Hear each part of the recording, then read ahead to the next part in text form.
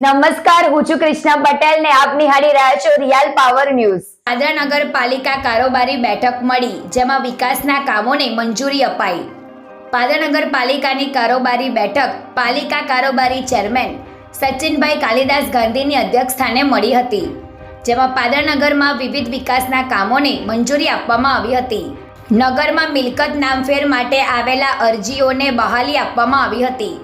પાદરામાં road રસ્તા રીફેન્સિંગ, પાદરા નગરમાં વિવિધ વિસ્તારમાં ટ્રી પ્લાન્ટેશન કરવા, મુક્તિધામ ડેવલપમેન્ટ સહિતના વિકાસના કામોના આવેલા ઓનલાઈન ટેન્ડર ખોલવામાં આવ્યા હતા અને તમામ વિકાસના કામોને મંજૂરી આપવામાં આવી હતી।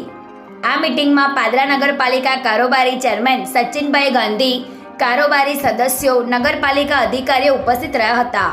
પ્રકાશ પટેલનો report, real power news, Padra.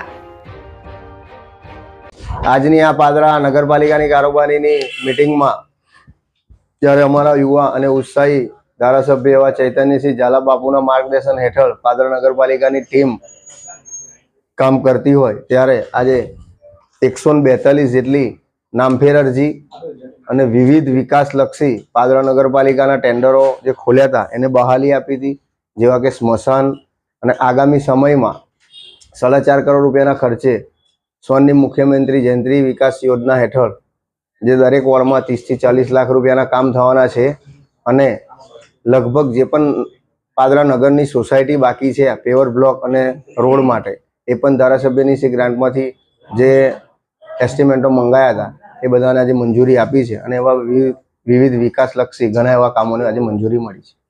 Gujarati સમાચારો ઘરે બેઠા નિહાળવા માટે રિયલ પાવર ન્યૂઝ ચેનલને લાઈક કરો, શેર કરો અને સબસ્ક્રાઇબ કરો।